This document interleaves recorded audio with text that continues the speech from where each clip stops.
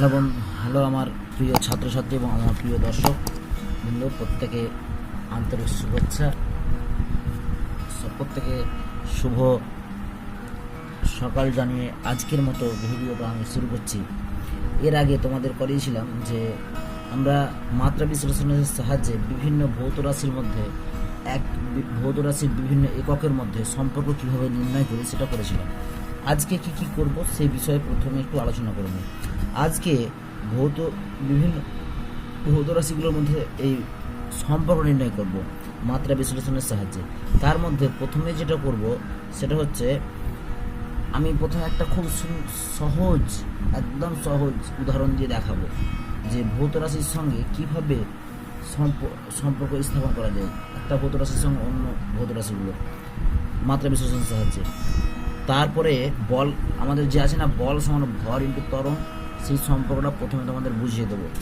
তারপরে আমরা এই আমাদের সিলেবাসে যে কটা আছে বা উদাহরণ দেওয়া আছে সেই উদাহরণগুলো বোঝাবো, ঠিক আছে?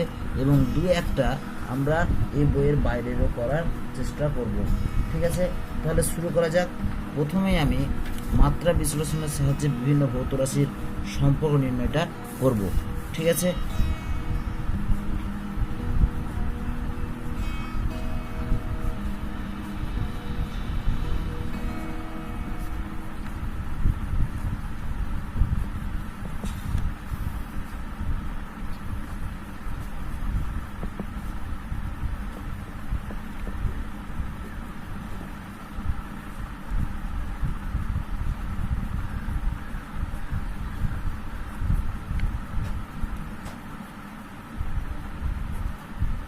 বিভিন্ন ভৌত রাশির মধ্যে পারস্পরিক সম্পর্ক নির্ণয়। প্রথমে যেটা আমরা করব সেটা হচ্ছে, আমরা বল সমান কি জানি? বল সমান ভর ইন্টু ত্বরণ, ঠিক আছে? ভরকে আমরা কী দিয়ে প্রকাশ করি? এম। আর ত্বরণকে কী দিয়ে প্রকাশ করি? ত্বরণকে এ দিয়ে প্রকাশ করি, ঠিক আছে? এখন যদি আমরা বলকে এরকম এফ দিয়ে যদি হয়, যদি আমরা এটা জানি, যদি ধরলাম যেটা আমরা জানি না, আমাকে বলে দেওয়া হয়েছে এরকম, আমি প্রত্যেকটা কথা বলবো, তোমরা চেষ্টা করো মুখে লেখার, মানে খাতায় লিখে নেওয়ার। ব্যাপারটা হচ্ছে, যদি বলে দেওয়া থাকে যে কোনো বস্তুর উপরে প্রযুক্ত বল, ঠিক আছে, কোনো বস্তুর ওপর প্রযুক্ত বল ব্র্যাকেটে এফ, তার ভরের নির্ভর করে ভরের উপরে, ঠিক আছে, নির্ভর করে ভরের উপর।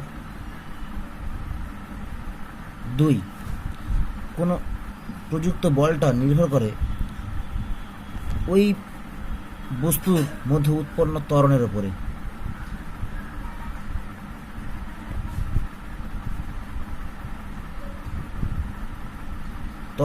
ঠিক আছে? এবার যদি এরকম হয়, তাহলে আমরা প্রথমে ধরলাম যে এফটা অর্থাৎ প্রযুক্ত বলটা ভরের এক্স ঘাতের সঙ্গে সমাধিক। তারপরে আমরা ধরব এফটা ত্বরণের ওয়াই ঘাতের সঙ্গে সমানুপাতিক। তাহলে F varies as M to the power X আর Y varies as A to the power Y. তাহলে এটাকে আমরা সমান হিসাবে কী দিতে পারবো? এফ সমান K M to the power X A to the power Y, ঠিক আছে? এরপরে আমরা যেটা করব সেটা কি দেখব, ঠিক আছে?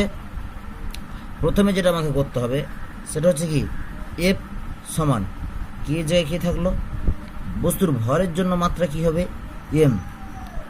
M to the power X, তারপরে কি L T inverse to the power Y, ঠিক আছে?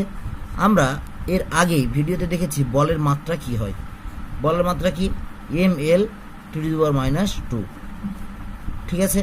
এবার দেখো, আমরা জানি, ধরলাম এ টু দি পাওয়ার, এটা একটা সংখ্যা ধরলাম, যে কোনো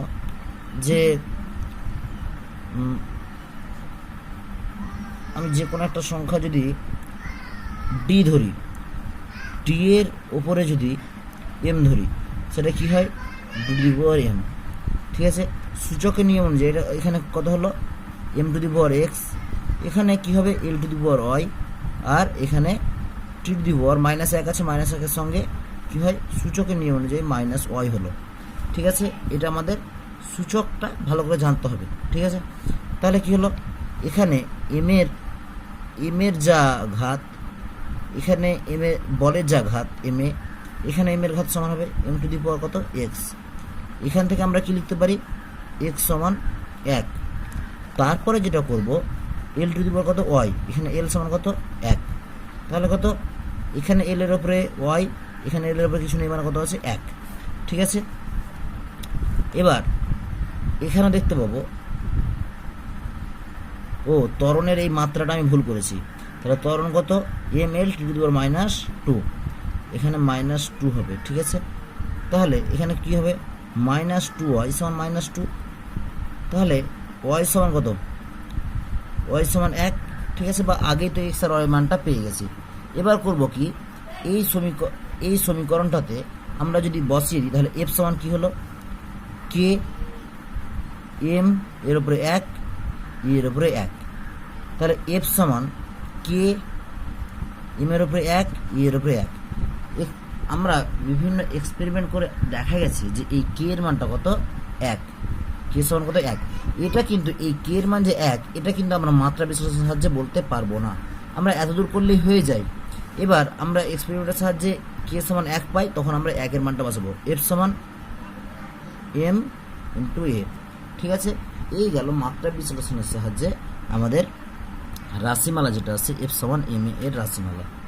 এর পরবর্তীকালে যেটা আমরা দেখব সেটা কি হচ্ছে দেখতে হবে। ঠিক আছে, এবার আমরা আলোচনা করব সরল দোলক। তাহলে দোলকটা কি বা কোথায় তোমরা বাস্তব জীবনে দোলক দেখেছো সেই নিয়ে একটু বলি। দোলকটা হচ্ছে যখন একটা ভারী বস্তু একটা দড়ির সাহায্যে বা একটা সুতোর সাহায্যে কোনো একটা বিন্দুকে কেন্দ্র করে ঘোরে। তোমরা হয়তো যাদের বাড়ি মালদা বা মুর্শিদাবাদে তারা খুব ভালো দেখেছো যে যখন পাট বড় হয়, মোটামুটি পাটের দৈর্ঘ্য যখন আমাদের একটা মানুষের যা দৈর্ঘ্য স্বাভাবিক 5 ফুট বা 6 ফুট, তখন দেখবে গ্রামের দিকে সেই পাট থেকে ওই পাটকাঠিটাকে আলাদা করার পর যে পাটটা পড়ে থাকে কাঁচা পাট, সেটাকে দড়ি করে মোটা খুব, এবং তার এক প্রান্তে কি করে, এক প্রান্তে একটা লাঠি বেঁধে দেয়। লাঠি বেঁধে করে কি, কেউ ওই লাঠির উপরে বসে আর কেউ একজন পিছন দিক থেকে টেনে ছেড়ে দেয়। তখন কি হয় সেই বাচ্চা ছেলেটা বা সেই লোকটা উপরের দিকে যায় আবার নিচের দিকে আসে। তাহলে কেমন একটু এঁকে দেখাই। এটা ধরনের একটা গাছের ডাল, এটা দিয়ে পাটের একটা দড়ি তৈরি করা হয়েছে। ঠিক আছে, এবার এখানে কি করা হয়, এখানে একটা ডাল বাঁধা হয়। এই ডালে কোনো একটা বাচ্চা ছেলে এদিকে পা দেবে একটা, এদিকে পা দেবে, এই জায়গাটা ধরলো। এবার কি করা হয়, পেছন দিকে একটু বাড়ানো থাকে দড়িটা, পিছন দিক থেকে কেউ এরকমভাবে টেনে ছেড়ে দেয়। তখন ছেড়ে দিলে কি হবে, দেখা গেল যে এটা আছে, এটাকে টেনে এদিকে টানলো, এদিকে টেনে এত দূর পর্যন্ত টেনে ছেড়ে দিল। তখন কি হবে, এটাকে যখন টেনে জোরে করে ছেড়ে দেয় তখন এটা কি হবে, এখানে চলে আসে, এখানে আসার পর আবার এখানে আসে। ঠিক আছে, তাহলে এটা কি হলো, একটা এই ব্যক্তিটা যে ছোট্ট মানে এই দড়ির সাপেক্ষে এই ব্যক্তি মানে যে বাচ্চা ছেলেটা আছে, তাহলে এটা একটা ভর আছে এখানে, তাহলে ওটাই একটা সরল দোলক যেটা আমরা বাচ্চাবেলা দেখেছিলাম। এবার এখানে ওই ব্যক্তিটার জায়গায় করা হয় কি, এমনি প্র্যাকটিক্যাল বা ল্যাবরেটরিতে যেটা দেখানো হয়, এখানে একটা বল ঝোলে। ঠিক আছে, একটা সুতোতে। ঠিক আছে, তাহলে এই বল এখান থেকে এনে যখন আমরা ছেড়ে দিই তখন কি হয়, এটা প্রথমে এখানে আসে, তারপর আবার এখানে আসে। তাহলে এখান থেকে এখানে গিয়ে আবার এখানে আসতে যে সময়টা লাগলো, অর্থাৎ এখান থেকে এখানে আসতে একটা সময় লেগেছে, আবার এখান থেকে আবার এখানে ফেরত আসতে একটা সময় লেগেছে। ঠিক আছে, তাহলে এখান থেকে এইটার দৈর্ঘ্য যদি এল হয়, তাহলে এখান থেকে এটার দৈর্ঘ্য আবার এল, তাহলে এল কত 2l। এই 2l দূরত্ব অতিক্রম করতে এই দোলকটার বা এই ছোট্ট বলটার যে সময়টা লেগেছে বা যে পিণ্ডটার যে সময়টা লাগবে, সেই সময়টাকে আমরা বলবো দোলনকাল। তাহলে এই সরল দোলকের এটাকে আমরা বলবো কি দোলনকাল। ঠিক আছে, তাহলে সরল দোলকটা আমরা একটু পরিচিত হলাম সরল দোলক সম্পর্কে। বলছি যদি তোমাকে বলে দেওয়া থাকে এরকম আগের মতোই যে বলে দিচ্ছে যে ধরে নাও এই সরল দোলকের দোলনকাল, তার মানে দোলনকালটা ওই যে ভরটা ঝুলছে বা যে বলটা আছে তার ভরের সঙ্গে সম্পর্কযুক্ত, বা তার ভরের উপর নির্ভর করে। আর কিসের উপর নির্ভর করে? দৈর্ঘ্যের উপর নির্ভর করবে। এই যে দোলক যেটা আছে, দড়িটা আছে, এই দড়িটা বা সুতোটার দৈর্ঘ্যের উপর নির্ভর করবে। আর কিসের উপর নির্ভর করে? অভিকর্ষজ ত্বরণের উপর নির্ভর করে। এই তিনটে কথা তোমাকে বলে দেওয়া আছে। এবার তোমাকে বললো যে সরল দোলক গতির মানে সরল দোলকের দোলনকাল কী হবে তার রাশিমালা বের করো। তাহলে আমাদের কাছে একটা জিনিস আছে, মাত্রা বিশ্লেষণ ফর্মুলা, তার সাহায্যে এটা আমরা বার করার চেষ্টা করব। ঠিক আছে, তাহলে বলে দিয়েছে যে এই দোলনকাল ভরের মানে এই পিণ্ডের ভরের উপর নির্ভরশীল, এই সুতোর দৈর্ঘ্যের উপর নির্ভরশীল, এবং অভিকর্ষজ ত্বরণ জি এর উপরে নির্ভরশীল। ঠিক আছে, তাহলে ধরলাম যে এই দোলনকালটা পিণ্ডের ভরের এক্স ঘাতের সঙ্গে সমানুপাতিক। দ্বিতীয় ক্ষেত্রে ধরলাম যে দোলনকালটা পিণ্ডের এই দোলকের সরল দোলকের যে দৈর্ঘ্য আছে সেই দৈর্ঘ্যের ওয়াই ঘাতের সঙ্গে সমানুপাতিক। এবং তৃতীয় ক্ষেত্রে ধরলাম যে এই সরল দোলকের দোলনকালটা অভিকর্ষজ ত্বরণ জি এর জেড ঘাতের সঙ্গে সমানুপাতিক। এবার আমরা কি করব? টি সমান K into M to the power X L to the power Y G to the power Z. ঠিক আছে, এবার আমরা জানি কি মাত্রা বিশ্লেষণের সাহায্যে যে একটা সমীকরণের বাম দিকের যা মাত্রা হবে ডান দিকের মাত্রা একই হবে। এখানে কেটা কি? এখানে কেটা হচ্ছে একটা সমানুপাতিক ধ্রুবক। ঠিক আছে, এবার কেটা যদি সমানুপাতিক ধ্রুবক হয় তাহলে আমরা কেটা সমানুপাতিক ধ্রুবক, টিটা কি? দোলনকাল। তাহলে টি এর মাত্রা কি? টি এর মাত্রা দোলনকাল টি হলো। কে এর মাত্রায় মাত্রাহীন রাশি, এম এর মান এম কি? এমটা এম, তার উপরে এক্স, এলটা কি? দৈর্ঘ্য, এই এল এর মাত্রা কি? এল, তার উপরে কি আছে? ওয়াই। ত্বরণ, অভিকর্ষজ ত্বরণের মাত্রা কত? L to the power minus two to the power Z. তাহলে কত হলো? M to the power X L to the power Y L to the power Z to the power minus two Z. ঠিক আছে, এইভাবে আমরা করতে পারি। তাহলে প্রথমে যেটা করতে হবে, এর এম এর উপরে পাওয়ার যা হবে এদিকে এম এর উপরে দেখো এবার কি এখানে এম এর উপরে কত আছে? এক্স। এখানে এম এর উপরে কত আছে? 0। দ্বিতীয় ক্ষেত্রে এল এর উপরে কত আছে? ওয়াই। এখানে এল এর উপরে কত আছে? 0। তাহলে ওয়াই সমান কত? এখানে এল এর উপরে কত? ওয়াই প্লাস, এখানে দুটো যোগ হবে কিন্তু সূচকের নিয়ম অনুযায়ী, M X L to the power Y plus Z আর to the power minus two Z. তাহলে ওয়াই প্লাস জেড সমান কত? 0। তৃতীয় ক্ষেত্রে কি? To the power minus two Z সমান কত? টু দি পাওয়ার 0, হ্যাঁ টু দি পাওয়ার 1, 0 কেন? 1। তাহলে মাইনাস, দেখো মাইনাস টু জেড সমান কি হলো? 1। এবার জেড সমান কত? মাইনাস 1/2। এবার এখানে ওয়াই প্লাস জেড সমান এত, তাহলে ওয়াই সমান কত? মাইনাস 1/2টা ওদিকে চলে গেল, তাহলে 1/2। ঠিক আছে, এই গেল। এবার এখানে এক্স সমান কত? এক্স সমান 0। ঠিক আছে, এই নিয়ে এইভাবে আমাদের পরপর আলোচনা চলবে। তাহলে আমরা এই মানগুলো ওখানে বসিয়ে দেবো, এই সমীকরণটাতে বসিয়ে দেবো মানগুলো। ঠিক আছে, এবার দেখো মানগুলো যদি বসাই, টি সমান কি আসবে? টি সমান আসবে কে, এম এর মান কত? এম এর উপরে এক্স আছে, তাহলে এম টু দি পাওয়ার 0, এল আছে এল টু দি পাওয়ার 1/2, তারপরে কি আছে? জি টু দি পাওয়ার কত? জি টু দি পাওয়ার এখানে ওয়াই এর মান 1/2, জেড মাইনাস 1/2। এবার দেখো টি কে, যদি আমরা দেখেছি যে 1/a two the power M সমান আমরা কি লিখতে পারি? A to the power minus M. তাহলে এটাকে কি নিচে লিখতে পারবো? তাহলে L to the power 1/2 by G to the power 1/2। এবার কোনো কিছুর উপরে 1/2 মানে কি আছে? 1/2 মানে যদি আমি এ টু দি পাওয়ার 1/2 লিখি, এটাকে আমরা লিখতে পারবো যে √a। এটা কিন্তু একটা এমনি একটা বীজগাণিতিক রাশি।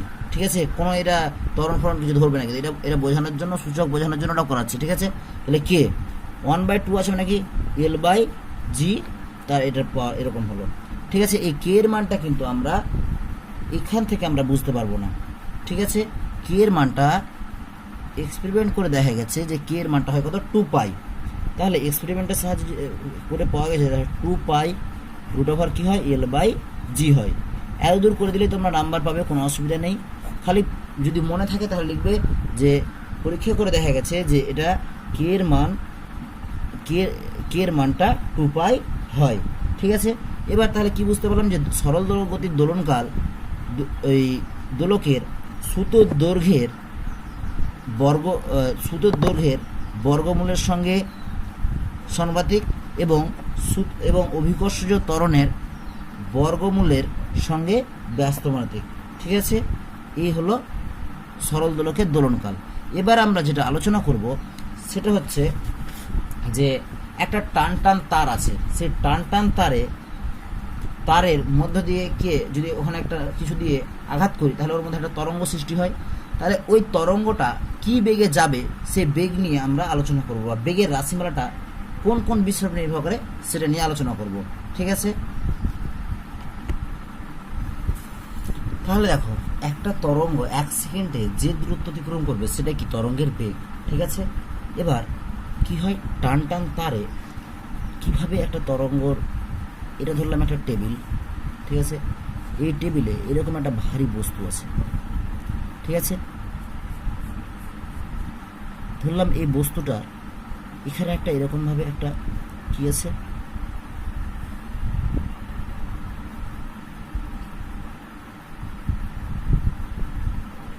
এরকম একটা বস্তু ঝুলছে। এখানে কি আছে, এখানে একটা কপি কল আছে, ঠিক আছে। এবার এখানে বস্তুটা ঝোলার জন্য একটা কি টান কাজ করছে এরকম হয়ে নিচের দিকে। যে টানটা হচ্ছে এই বস্তুর ভর যদি এম হয় তাহলে এম ভরের জন্য এম জি নিচের দিকে বল কাজ করছে, ওই বলটা এখানে টান রূপে কাজ করছে। তাহলে অ্যাকচুয়ালি টান তারে যে টানটা সেটা হলো অ্যাকচুয়ালি তার সুতোর উপর প্রযুক্ত বল। তাহলে সুতোর উপর প্রযুক্ত বলটা কীরকম হচ্ছে, এইদিকে হচ্ছে, ঠিক আছে। সুতোর উপর এটা হচ্ছে কি প্রযুক্ত বল। এবার আমরা যেটা আলোচনা করব যে এই তার মধ্য দিয়ে, তাহলে এখানে যদি আমি একটু আঘাত করি কোনো কিছু দিয়ে, এরকম করে কিছু দিয়ে আঘাত করি তাহলে এটা কাঁপবে। তাহলে কাঁপার ফলে কী হয়, তার মধ্যে একটা তরঙ্গ সৃষ্টি হয়। তাহলে ওই তরঙ্গ ওটা চলে। তাহলে এই যে একটা তারের মধ্যে তরঙ্গটা কী বেগে চলে সেটা নিয়ে আলোচনা করবো, বা তার রাশিমালাটা কীরকম হয় সেটা নিয়ে আলোচনা করবো। তাহলে প্রথমেই তরঙ্গর বেগ, ঠিক আছে।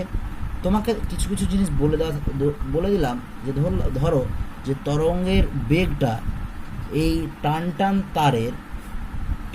তারের একক দৈর্ঘ্যের ভর, ধরলাম একক দৈর্ঘ্যের ভরটাকে আমরা মিউ আকারে প্রকাশ করলাম। কী দিয়ে প্রকাশ করলাম, মিউ দিয়ে প্রকাশ করলাম। একক দৈর্ঘ্যের ভরের উপর নির্ভরশীল। আর কি, টান তারের মধ্য দিয়ে তরঙ্গের বেগটা ওই টানের উপর নির্ভরশীল, এই দুটো বলে দিচ্ছি, ঠিক আছে। তাহলে টানের উপর নির্ভরশীল বা ওই তারের উপর প্রযুক্ত যে বলটা কাজ করছে নিচে দিয়ে টানটা বলছিলাম, সেই টানের উপর নির্ভরশীল। আর কি, একক দৈর্ঘ্যের ভরের উপরে। তাহলে মিউটা কি, একক দৈর্ঘ্যের ভর। ধরলাম যে এখান থেকে এই পর্যন্ত তারের দৈর্ঘ্য এল, ঠিক আছে। তার ভর যদি এম হয় তাহলে মিউ সমান কি, এম বাই এল, ঠিক আছে। তাহলে এবার আমরা কি করব, মিউ সমান এম বাই এল। টান টিটা কি, অ্যাকচুয়ালি টিটা হচ্ছে বল, যেটা কি বললাম, এমজি, ঠিক আছে। তাহলে এবার আমরা দেখব যে ধরলাম যে এই তরঙ্গের বেগটা এই একক ভরের এক্স ঘাতের সঙ্গে সমানুপাতিক, এবং এই তরঙ্গের বেগটা এই প্রযুক্ত টানের ওয়াই ঘাতের সঙ্গে সমানুপাতিক, ঠিক আছে। এটা যদি হয় তাহলে আমরা ভেদ থেকে, যৌগিক ভেদ থেকে কী পেতে পারি, যৌগিক ভেদ থেকে পেতে পারি ভি সমান K mu to the power X T to the power কত ওয়াই, ঠিক আছে। এবার আমরা কি করব, দুই দিকের মাত্রা সমান করব, এল টি টু দি পাওয়ার -1, এদিকে কি হলো কে, এটার মাত্রা কী হবে, তাহলে এখানে দেখো এখান থেকে মাত্রাটা বের করি একক দৈর্ঘ্য ভরের, এটার জন্য এম, এটার জন্য কত এল, তাহলে কি হলো এম এল ইনভার্স, ঠিক আছে। এম এল ইনভার্স, ঠিক আছে, টু দি পাওয়ার এক্স। তারপরে কি আছে টিটা কি টান, এটার মাত্রা কি হবে, এফের মাত্রা M L T to the power কত -2, M L to the power কত -2 টু দি পাওয়ার কত ওয়াই, ঠিক আছে। তাহলে কি হলো কে, এটার উপর কত M to the power X plus Y L to the power minus X plus Y, আর এখানে কত two the power minus 2z। ঠিক আছে, এবার আমরা করব সেটা কি, সেটা হচ্ছে যে এখানে এম নেই, মানে কত m0 সমান কত M X to the power Y X plus Y. এখান থেকে কী পাবো এক্স প্লাস ওয়াই সমান 0। দ্বিতীয় ক্ষেত্রে কী পাবো মাইনাস এক্স, না এখানে হ্যাঁ মাইনাস এক্স প্লাস ওয়াই। দেখো এম এর উপরে কত পেয়েছি এই সাইডে, এল এর উপরে মাইনাস এক্স প্লাস ওয়াই সমান এল এর উপরে কত 1, তাহলে মাইনাস এক্স প্লাস ওয়াই সমান কত 1 পেলাম। 3 নম্বরে যেটা পেলাম সেটা কত two the power minus 2z সমান কত টি টু দি পাওয়ার মাইনাস 1। এবার কত টি সমান দেখো মাইনাস 2z সমান মাইনাস 1, জেড সমান কত 1 1 কেটে গেল, তাহলে কত 1/2। ঠিক আছে, এই গেল।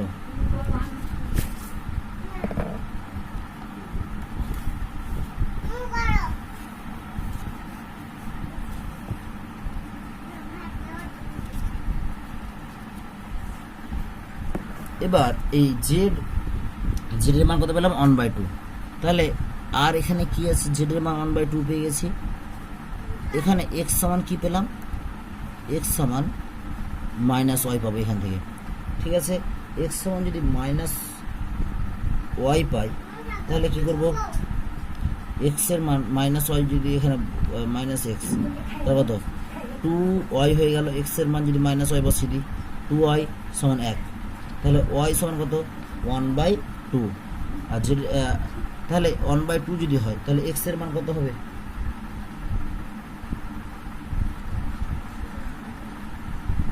কোথাও বোধহয় একটা ভুল হলো। ভুলটা হচ্ছে এখানে জেড আসার কোনো কথাই নেই, এখানে -2y হবে। ঠিক আছে, ব্যাপারটা প্রচণ্ড রূপে ভুল হয়ে গেছে। তাহলে এখানে ওয়াই এর মান কত হবে -2y সমান -1, তাহলে ওয়াই সমান কত ওয়াই সমান 1/2 -1। এখানে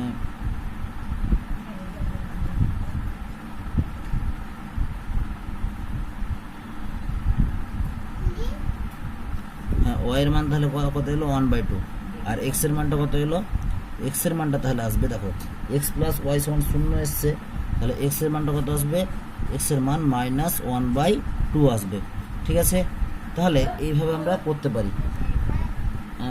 যাই হোক, এতগুলো রাশির আমাদের এখান থেকে হয়ে যেত -2y সমান -1, এখানে একটা লাইন ঠিক করতে হবে। -2y সমান হচ্ছে -1, তাহলে ওয়াই সমান কত 1/2, তাহলে এক্স সমান কত -1/2। তাহলে ভি সমান কি হলো, ভি সমান কি হলো কে। ঠিক আছে, মিউ এর মান কত, মিউ এর উপরে কত হচ্ছে এক্স। ঠিক আছে, এক্স এর উপরে কত বসবে, এক্স এর উপরে -1/2, তারপরে টি এর উপরে কত বসবে 1/2। তাহলে কি হলো কে,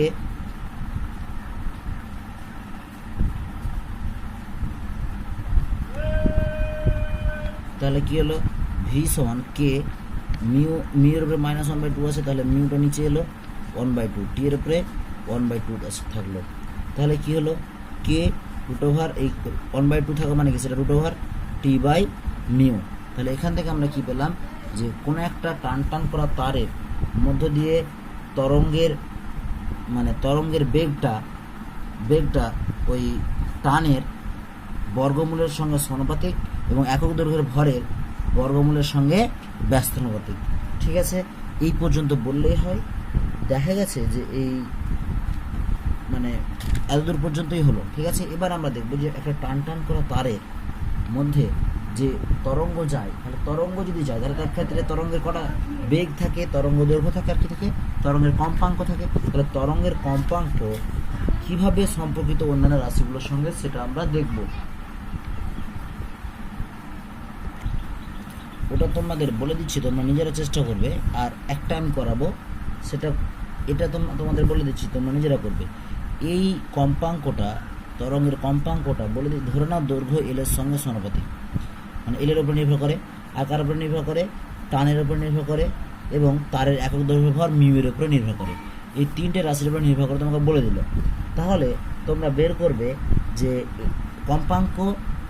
কম্পাঙ্ক এবং এদের মধ্যে সম্পর্কটা কি। একই রকম N varies as L to the power X, L varies as to the power Y, N varies as mu to the power Z, তারপরে কি এন সমান K mu L to the power X to the power আর Y mu to the power Z. এইভাবে আমরা পরপর বসিয়ে সমস্ত কিছু বসিয়ে সব কিছু করব। ঠিক আছে, তাহলে এবার আমরা দেখব যে সীমাস্থ বেগ বা টার্মিনাল ভেলোসিটির ব্যাপারটা কি।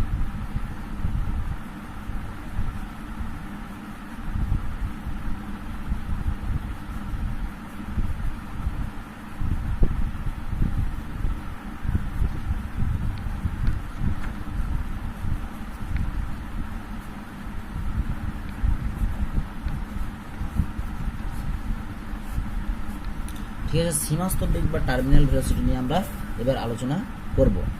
তাহলে আমরা দেখি যে সীমাস্থ বেগের ক্ষেত্রে কি, মানে সীমাস্থ বেগটা কি। দেখো আমাদের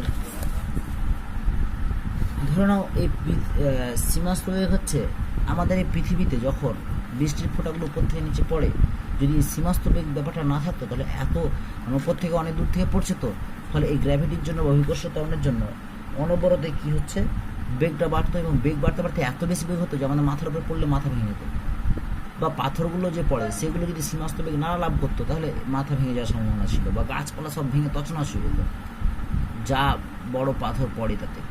কিন্তু হয় কি, এই বায়ুর জন্য, বায়ুর তো কিছুটা সান্দ্রতা থাকে, তার জন্য কি হয়, একটা বেগ লাভ করে, সর্বোচ্চ বেগ বা একটা সীমাস্থ বেগ, যে বেগ লাভ করার পর আর বেগটা বাড়ে না, ওই নির্দিষ্ট বেগেই বস্তুটা পড়তে থাকে, তাহলে ওই বেগটাকে আমরা বলবো সীমাস্থ বেগ। তাহলে এই সীমাস্থ বেগ কোন কোন বিষয়ের উপর নির্ভর করে, দেখো এই সীমাস্থ বেগ নিয়ে একটা গল্প আছে, সেই গল্পটা একটু তোমাদের বলি। সেটা কেমন, আমরা যখন মানে বিএসসি ফার্স্ট ইয়ারে পড়ি তখন ল্যাবে আমাদের ঢুকিয়ে দেওয়া হতো, ল্যাবের ভিতরে এরকম একটা বড় চোঙ থাকতো। ঠিক আছে, সেই বড় চোঙে, অনেক বড় চোঙ, ঠিক আছে, তাহলে এই অনেক বড় চোঙে সেটা কিসের চোঙ, কাঁচের চোঙ। এখানে দেখতাম একটা গোল করে কি তার ল্যাপটানো আছে। ঠিক আছে, এখানেও সেম গোল করে কি ল্যাপটানো আছে, তার ল্যাপটানো ছিল।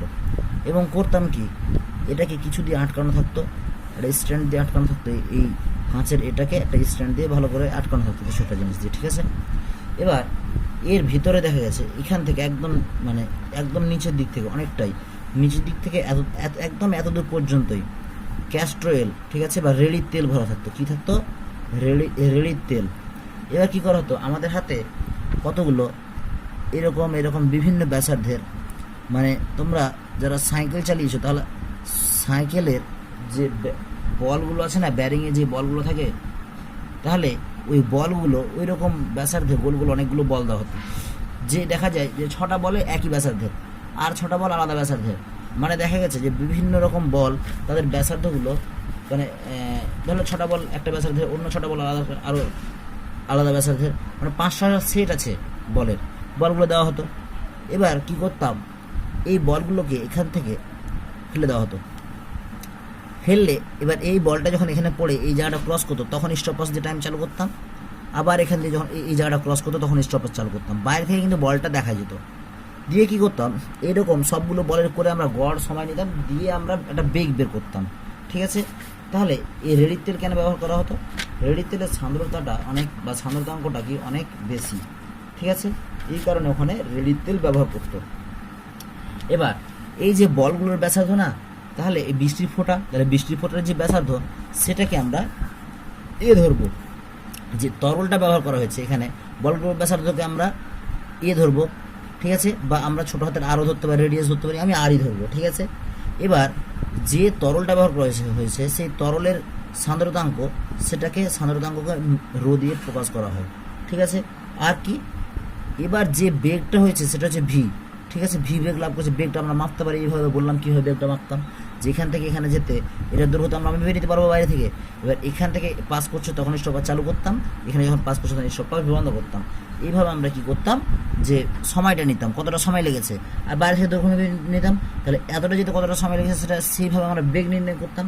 তাহলে একটা সান্দ্রতা সান্দ্রতা যদি কোনো একটা তরলের মধ্যে দিয়ে যখন কোনো একটা বস্তু পড়ে তখন তার একটা সীমাস্ত বেগ লাভ করে। এবার ওই সীমাস্ত বেগ লাভ করার পরে তাহলে সীমাস্ত বেগ লাভ করে তাহলে ওই যে গোল বস্তু বৃষ্টির ফোঁটাই হোক বা গোল একটা বলই হোক, সেই বলের উপরে কতটা সান্দ্রতাজনিত বল কাজ করে, সেই বলটা কত বা তার সঙ্গে এদের সম্পর্কটা কি, এই সম্পর্কটা এটার সাহায্যে আমরা নির্ণয় করব। ঠিক আছে, তাহলে যেটা প্রথমেই আমাকে করতে হবে সেটা কি, একই রকম যে বলে দিলাম যে এদের উপর নির্ভর করে। তাহলে F varies as R to the power X, F varies as mu সান্দ্রতাঙ্কর eta to the power Y, F varies as V বেগ টু দি পাওয়ার জেড, এই তিনটে রাশির উপরে নির্ভর করছে। ঠিক আছে, তাহলে আমরা কি ধরতে পারবো, এফ সমান K R to the power X eta to the power Y V to the power Z. এইভাবে আমরা সম্পর্কটা লিখবো। কেটা কি, সমানুপাতিক ধ্রুবক। এটা মনে রাখতে হবে, সমানুপাতিক ধ্রুবক এবং এর ডাইমেনশনলেস, মানে এর কোনো রকম মাত্রা নেই বা মাত্রাহীন রাশি। এটা কেটা হচ্ছে একটা মাত্রাহীন ভৌত রাশি, মাত্রাহীন কনস্ট্যান্ট। ঠিক আছে, মনে রাখতে হবে এই মাত্রা বিশ্লেষণের সাহায্যে কিন্তু সেই সমস্ত ভৌত রাশির মধ্যে সম্পর্ক স্থাপন করতে পারবো না যাদের ক্ষেত্রে যে কনস্ট্যান্টটা বা ধ্রুবকটা যদি মাত্রাযুক্ত হয়ে যায়। ঠিক আছে, সেক্ষেত্রে আমরা করতে পারবো না। তাহলে এখানে আমরা কি করব, এফ, তাহলে এফ এর মাত্রা কত, এম এল টু দি পাওয়ার -2। এবার দেখো কে মাত্রাহীন রাশি, আর এম আর কি ব্যাসার্ধ, ব্যাসার্ধ মাত্রা এল, এল টু দি পাওয়ার এক্স। এই সান্দ্রতাঙ্কের মাত্রা হচ্ছে M L inverse T inverse. এই মাত্রাটা আমি করিয়েছি। যারা এই মাত্রাটা মনে নেই বা দেখোনি তারা প্রথম ভিডিওটা দেখতে পারো। ঠিক আছে, ডেসক্রিপশন বক্সে পরপর ভিডিওগুলো লিঙ্ক দেওয়া থাকবে, তোমরা লিঙ্ক ধরে ভিডিওগুলো দেখতে পারো। আগের ভিডিওগুলো দেখলে এই ভিডিওটা অনেকটা সুবিধা হবে। মানে এটা বললাম। এবার বেগের মাত্রা কি, বেগের মাত্রা প্রত্যেকের জন্য এল টি ইনভার্স। ঠিক আছে, মানে দূরত্বর জায়গায় এল, আর সময়, দূরত্ব বাই সময়, সময়ের জন্য কি টি টু দি পাওয়ার জেড। তাহলে কত হলো, এল এর উপরে X minus Y plus Z, M এর উপরে কত ওয়াই, টি এর উপরে কত মাইনাস ওয়াই মাইনাস জেড। ঠিক আছে, এবার ওয়াই এর এখানে এম এর উপরে কত আছে ওয়াই। ঠিক আছে, তাহলে এখানে এম টু দি পাওয়ার 1, এখানে এম এর উপরে কত আছে ওয়াই, তাহলে ওয়াই সমান 1।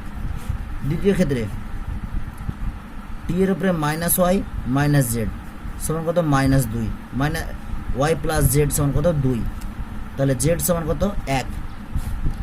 এবার দেখো টি, এল এর উপরে কত আছে -x minus Y plus Z সমান কত আছে এখানে এল এর উপরে 1, তাহলে X minus Y plus Z সমান 1। ঠিক আছে,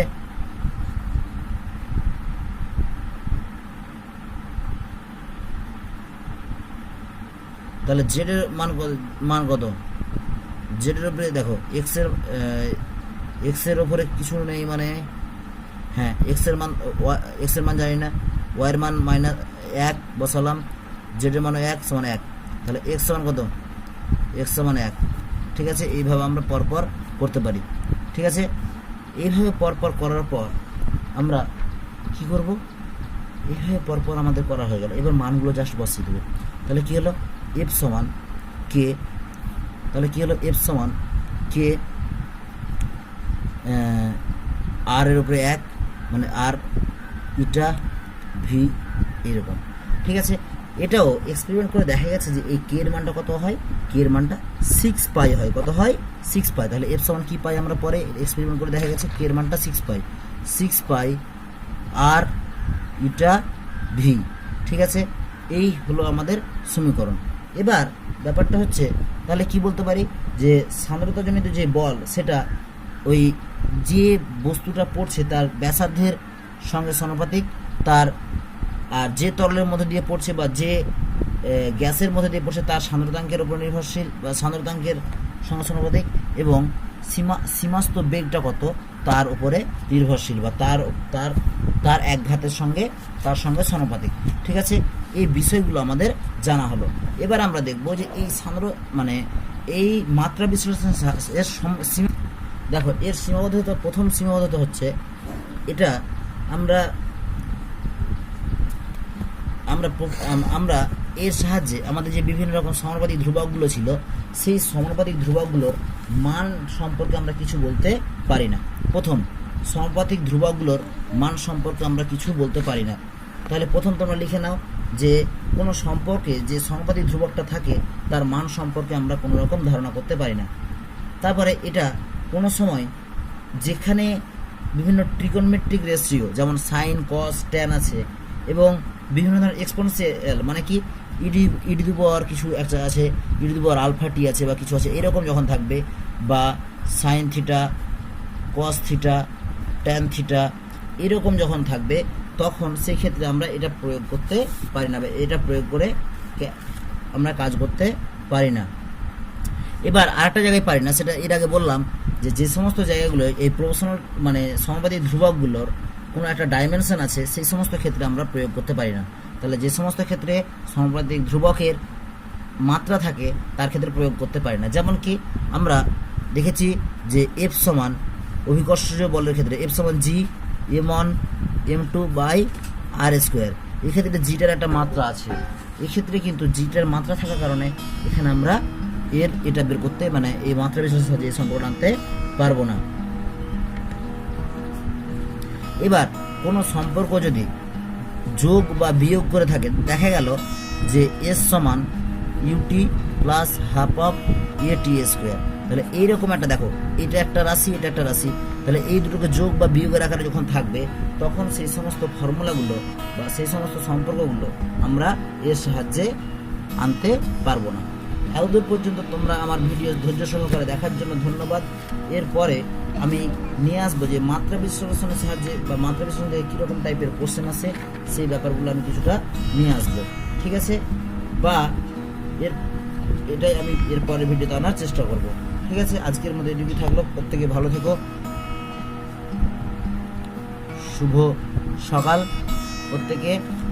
এবং তোমাদের যদি ভিডিও ভালো লাগে তাহলে কমেন্ট করবে এবং তোমরা আশা করি সম্পূর্ণ ভিডিওটা প্রথম থেকে শেষ পর্যন্ত দেখবে এবং ভিডিওটা দেখা এরপরেও যতগুলো ভিডিও দেখবে যে দেখার সময় তোমরা খাতা পেন নিয়ে বসবে এবং যে কথাগুলো আমি বলছি সেগুলো লিখে নোট ডাউন করে পড়ার চেষ্টা করবে। আর আমি চেষ্টা করব তোমরা যদি আগ্রহী হও তাহলে পুরো বইটাকে এইভাবে আমি কভার করার চেষ্টা করব। প্রথম থেকে শেষ পর্যন্ত ভিডিওটি দেখার জন্য তোমাদের প্রত্যেকে ধন্যবাদ।